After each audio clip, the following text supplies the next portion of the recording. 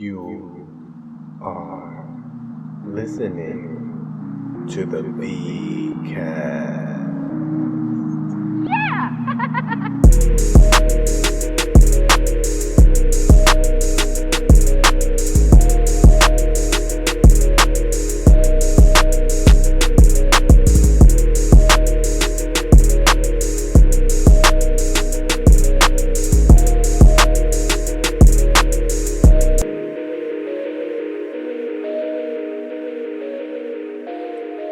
What is going on, everybody? It is another episode of the VCast, back to back. We're dropping them quick, and by we I mean me, Vic Cedeno, your host. What is up? I hope that this voice of mine is reaching you in the best possible mood. I hope you're feeling good. I hope you're doing good, and if you aren't, I've been there. We've all been there. And it'll just get better. Keep plugging away.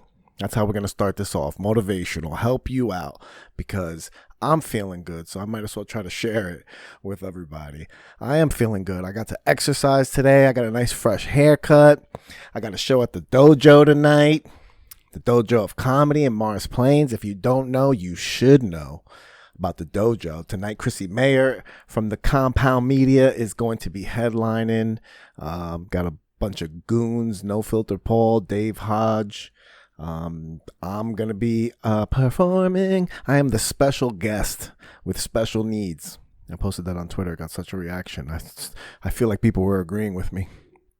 Yeah, but I feel good. My stage feel is turning. I'm getting a good turn. And you know what? I've actually dramatically slowed down on the ganj. I've slowed down on the ganj. It's really been needed. I have been overdoing it. Just being honest, I have been overdoing it. And by overdoing it, I mean when it's your only focus.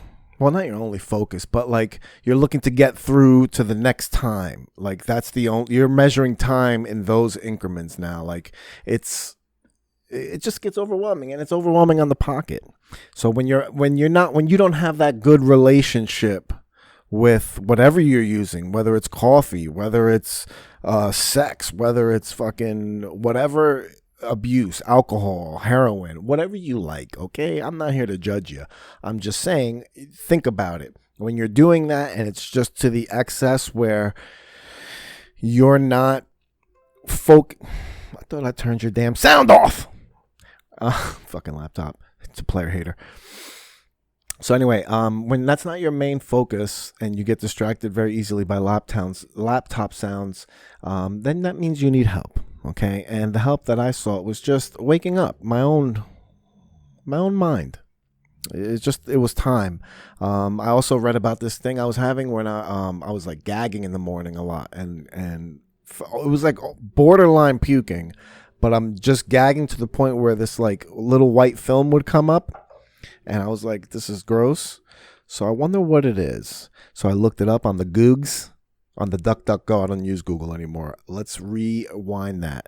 I don't use Google anymore. I use DuckDuckGo on Google Apps. Okay, I don't use Google no more. I just use DuckDuckGo on Google Apps, and I looked it up. And what it said is if you are using too much, if you're overdoing it, it is possible for you to form this like phlegm on the lining of your esophagus. I don't know how harmful it is for you. I don't believe that it is. It's just that when you wake up in the morning, your body wants to just get it out. So that's that gagging. And then once that comes out, then I'm like, fine. The rest of the day, I don't feel that ever. Like, I don't feel that at all throughout the day. If that happens in the morning, then the rest of the day is gag free. I promise you. Okay. I know it's Pride Month and there's nothing wrong with that, but just for me, I'm just, telling my truth. And I feel so much better just these last and I haven't like stopped. Like there was 2 days, I went 2 days without smoking, and then I was at the open mic last night, and the boys were together. The boys, somebody passed me the pipe, and it felt just very nice, very nice. But it was so much better.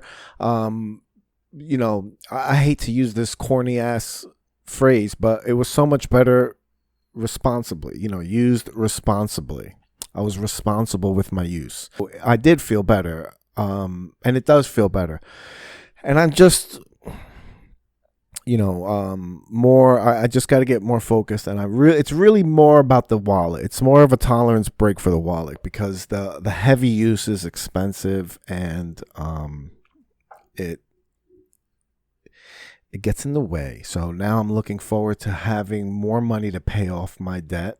And I don't have a lot of debt compared to, a lot of fucking Americans. So I'm not here to complain about that. I know my debt is all self-inflicted because of my shopping patterns. I just like to splurge. I like to shop and buy nothing. But I do have things. I do buy things, and I like to buy things. And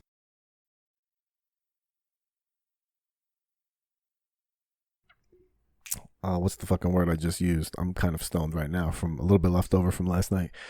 What was the other thing? The other word? Oh, the tolerance break. Yes, I need a tolerance break on shopping as well, and just buying stupid stuff. Oh, that reminds me. Here's another shop here. This is okay. Perfect example. We were saying I don't buy anything. Here's some things I buy. I just got a brand new car. I lease cars. Just because I like having new cars. I don't like having to go to the dealership. I mean, I don't like having to go to like the mechanic and deal with cars, like I've been leasing cars for about 8 years now, maybe 8. Yeah, about 8 years. And I get a new car every 2.5 years, because I traded in early. Trade your leases in early, people. If you have a lease car, when it's 9 months left on your lease, start shopping it around. Call your dealership and ask. A lot of times they send you stuff in the mail, and they want you to they want their car back, because the dealerships make a lot of money on the on selling those cars, certified pre-owned cars. A lot of those are lease returns, and they make a good portion of bank on those, because they've already made a bunch of money off of me, for for paying all those monthly payments. But bringing the car back to them, if you bring the car back to the dealership you got it from, they usually give you a lot more incentives. Now, I was getting my car from Meadowlands Nissan, and I wanted them to show me some love. I got 4 fucking cars in a row, and I was like, if I get a 5th car from you, I need you to show me some love. I need you to fucking make me feel like you want my business. That was literally my sales pitch. And they didn't want to take my car back early. They said to call back in July. It's not even July yet, bitch. I got a fucking brand new car already. Already made my first payment on it. And they gave me the first payment free. So I've had the car for about 2 months now. And you fucking missed out. And I got my new car at Ramsey Nissan, and I got a 2021 Nissan Sentra SR. I fucking upgraded it just because I wanted better music. Is really, really the only thing I was like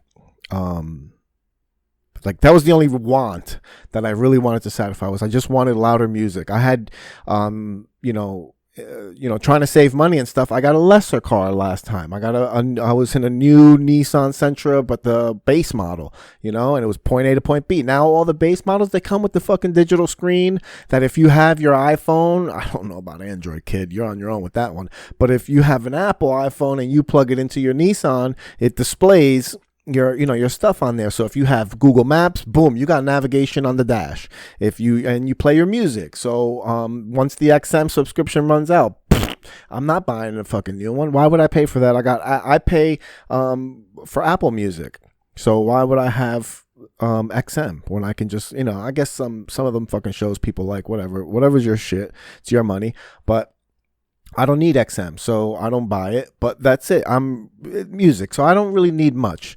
But the music I wanted to play louder, and then when I was shopping around, on the phone, because it's a new day now, so I can just fucking tell people I didn't want to go into the dealership. Give me some prices. Tell me you can meet my budget price for what I want, and then I'll go in and we can lock it up. I'll just, we'll do the deal over the phone. You don't need me in there.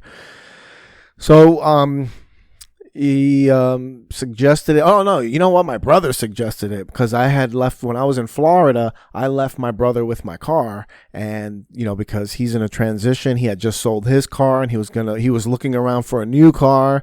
So I told him, here, stay with my car. I'm so under my lease miles because fucking the world got shut down. Don't ever do that again. I don't give a fuck about leases. Anyway, before I fucking get sidetracked on fucking rage.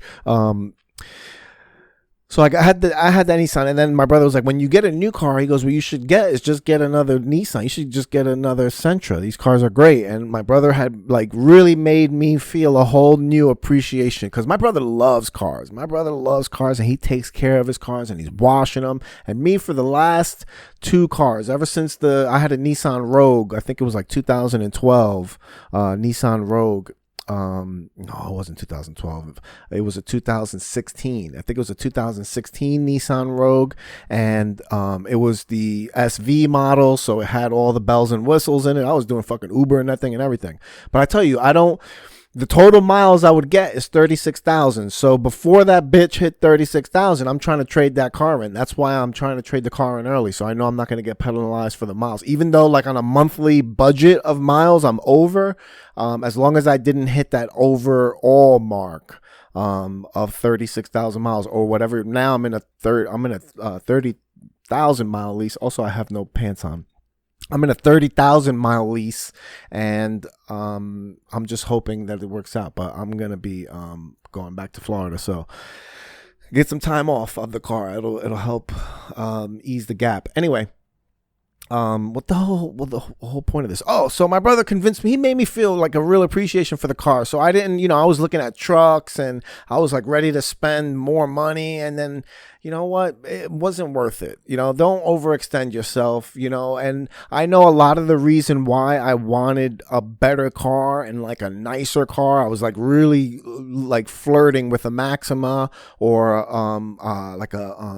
the Pathfinder. I was flirting with those cars, and I can afford it. I'm not trying to brag, but I could have afforded either one of those cars, but it would have put me in a really bad spot where then I'm never have any money for anything because I'm fucking fully extended with my bills, and then I'm using my credit card more, and then it's just a fucking cycle. You don't fill your eyes. My mom used to always say that, don't fucking eat with your eyes. In other words, don't get greedy. Don't think that you want so much when you don't need that much. And I ended up just getting, I could have gotten an Altima SR. I could have gotten like I said, I could have gotten, those things would have just put me money. So I was like, let me go with the least model, but a better model. You know what I mean? So let me just upgrade what I already had a little bit, and I'll feel up, it'll just be better, because with the other car, I had already started feeling better about the other car. I was like, this is a fucking nice car. What am I, I just get, not that I get down on myself, but I just feel, you start comparing yourself to other people, and you start comparing yourself to where you think you should be and all this other shit, and it's all bullshit. You know what I mean? All the materialistic shit, it don't really mean anything. I've really learned that, and it helped me with a lot of insecurities, because I used to look at what other people had and I would think that I was doing something wrong, when in reality I don't even know that other fucking person's story. Like I said, that person could be driving a Mercedes, but guess what? They're in debt. They're fucking struggling every single week, using credit, trying to keep up with you don't know. Or the person does have a lot of money, and it's none of my business. Well, how did that person get that money? They grinded, they did whatever, they got inheritance. Who fucking knows? It ain't none of my business, right? If I'm focusing on all that other shit, then I'm not focusing on me. And if I'm comparing myself, I'm making myself unhappy on some unrealistic scale, that scale that doesn't exist, when in reality, the things that are going on in my life, even despite all of the trials and tribulations that I'm going through, things are pretty good. I got a place, I got a roof over my head. I can afford air conditioning. I can afford food. I can afford luxuries like fucking television and video games and a fucking nice car and clothes and going out to eat. Like I can provide for like, what am I complaining about? I'm not complaining at all. I'm just saying, like, if I was complaining, I try to look at these things. So getting the new car, I was talking about spending, and I just went through a whole fucking cycle of shit. But spending, and I took a pay cut. I don't know what I'm talking about. Where was I going with this? I know I made a lot of good points, but they were everywhere. So in short, I have a nice car and I'm happy about it. I think doing this and being more responsible and trying to like spread things out and not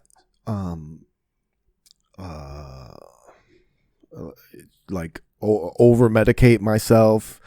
I think that is such a better path. Like I just do more. Like look at me. I'm already back to recording podcasts. I'm trying to get my mind going again. Get out there and hit these mics.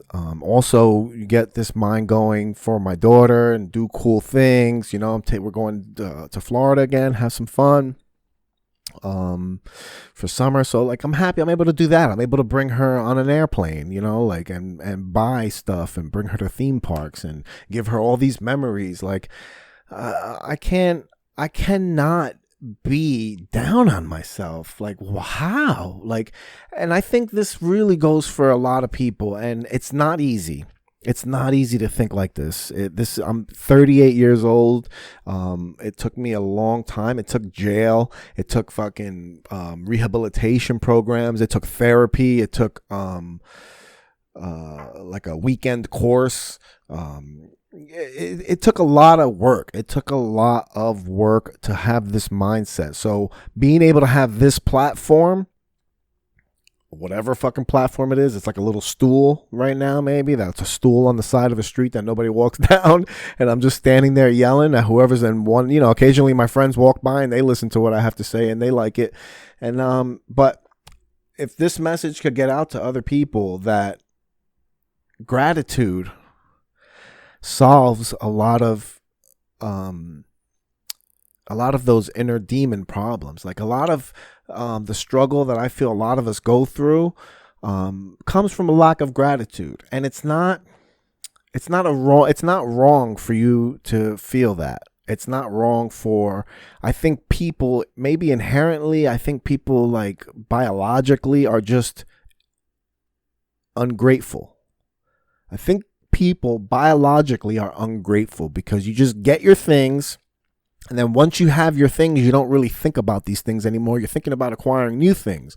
You're thinking about other things. You're thinking about this person's things or what things you don't have. And I think that's natural in a lot of people. And then there's a lot of people that are more in tune with themselves, and they're able to feel a lot more appreciation for the things that they have in their life and the status that they have in their life and the people that are in their life. And I feel like when you focus on those positive things in your life, because everybody has shit.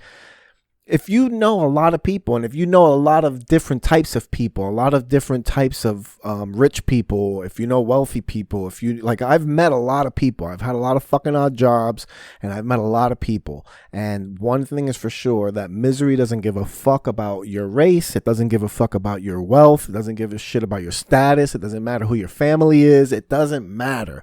Misery will find your ass and it'll hold you, and you can let it hold you, or you can just be like, you're here, right? Misery's here, but guess what else I got? I got all this other shit that's cool too. And that's like the balance of it. But if I stay with misery and just let misery hold me, it's fucking excruciating. So excruciating. I can't tell you how bad it is to sit in your own head, because I'm sure you know how bad it is to sit in your head. You don't know how bad it is to sit in my head, and I don't know how bad it is to sit in your head, but I guarantee you we both suck at sitting in our fucking heads. We don't have good conversations with ourselves. I think the conversations we have in our head that we say is our conscience, I don't think that's our fucking conscience. I think it's like the manipulator, the guy that's trying to just get the easy way out, the guy that's just looking for the least possible resistance. And at least my voice is. I don't know who your voice is. My voice sounds like Siri in my head. My voice sounds like the Australian Siri. That's how I have my phone set, by the way. I have my phone set to Australian male Siri. I tried the English one. I had changed Siri from the stock female voice to a male British voice because I thought I would have a little bit more respect for him. And I didn't. He was also just really obnoxious after a while. He just got in there. Hey, I'm gonna help you. Like, and then it's, I don't know. I have a terrible fucking English accent. And then now I switched to an Australian dude. And I don't know. We'll see how that goes. Either way, I definitely respected both male voices more than the female voices. You guys are fucking silly. I don't know. I'm gonna make something to eat. I wanted to keep this short because last time the fucking video got messed up. What? Oh, this is only I'm only at 9 minutes. This is only a 9-minute rant.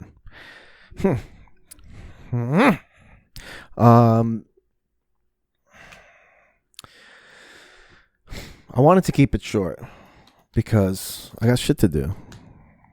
That's the truth. That's the truth today. I'm gonna eat. So. What the hell I was talking about before, I just got veered off. What a fucking detour. Things I spent money on, I got to this whole car fucking fiasco. The things I spend money on in the car, I just buying like little accessories. Now I'm into like hooking up the car. Now I'm like trying to make my car like the Knight Rider car. Like, I don't know about Knight Rider, but I bought like some stuff for the interior, like these lights like I have behind me that I really like. I bought those for the inside of the car, and they go with the fucking music.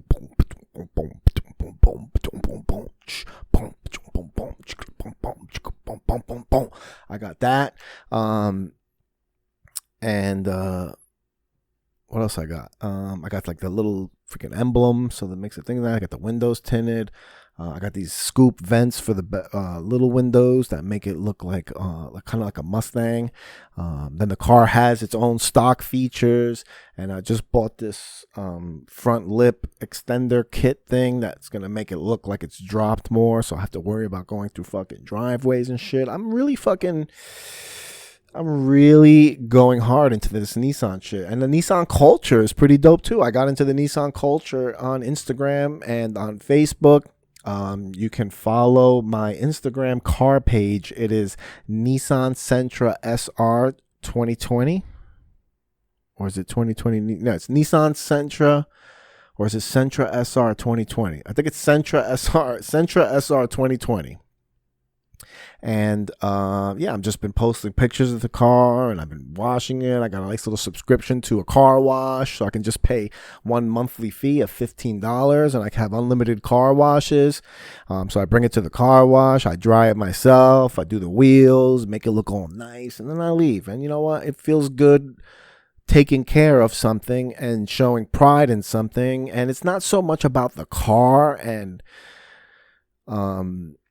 how it looks, even though it is. I mean, I like the way it looks, and I love getting in and out of the nice clean car. And I every time I go somewhere now and I'm walking there, I look back at my car. I hear word on the street is if you don't do that, if you don't walk somewhere like you're going to your destination and you don't look back at your car just to take another look at how beautiful it is, you bought the wrong car. That's what they say on the internet. I don't know if that's true, but it feels kind of right to me. Because everywhere I go, I fucking turn around and I look at it and I'm like, boop, boop. It's got a manlier beep to it. The other car, the regular base Sentra, I'd like push it and it was like, meh, meh. Like a little fucking meek little child. And now this one is just like, meh, meh. Like a man. It's just a man. Not a fucking ogre.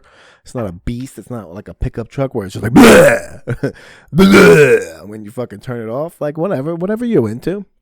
My car's just the man, just a regular dude, and I'm playing footsies with this footstool. So what I think it is, it's about showing appreciation for your stuff, and like I'm grateful for it. Like when I clean the car, I go through this ritual where I'm just like, this is so wonderful. This is beautiful. I am one with nature. I am one with Nissan and Nismo and all of the Asians that put together my car. My car was actually put together by Mexicans and then shipped to the US where it was put together by Japanese Americans. I don't fucking know. So yeah, it's like, you show appreciation for your shit, and same thing with my house. Like my apartment, excuse me. Same thing with the apartment. I take care of things. I clean. I make sure things look nice. I put things away. I make my bed every morning. Like I'm trying to be a fucking person, and doing that every day keeps you from blowing your brains out. No, I don't know if it does that, but could make you want to do that. But I feel like when I push myself to do these things, I've been working out a lot more lately. That's been good. I feel fucking tremendous. Now I just got to get the diet better. I just shook everything. I got to get the diet better, and then I'll be off to the races. Things will just be looking good. But you know what? I feel good now, and that's great. And doing these things when you feel good is great. But the real test is when you don't feel good. So eventually the other shoe is going to drop. Something's going to happen. I'm going to be upset. I'm going to be down. And what am I going to do? Am I going to fold up and start eating fucking pizza and chocolate by the ton and not moving and just smoking incredible amounts of marijuana? Am I going to just isolate? Because that's also what I do, is I just isolate. Like I do the minimum. Thank God somehow I've managed to keep a job and keep my focus through all of the stress. What the fuck was that? Through all of the stress that I've had, I have been focused at work. Like I've made some mistakes because some days are just fucking way more overwhelming than others, but I've kept my professionalism. I've there's a lot of times, I work in customer service, so there's a lot of times that I feel like you feel the weight of the world on you because the weight of the whole company is on you. All the fucking business is funneling through you into the production, and then all of production is funneling you out. So there's a lot of pressure. And sometimes people don't speak to you in the best way, or not that they don't speak to you in the best way. It's that they don't. You're kind of just like a tool. You know what I mean? Like nobody gives a fuck about you. Whatever. What I mean is just like sometimes it can feel really unappreciative. You know what I mean? Like it could just feel like you're getting the fucking blood sucked out of you.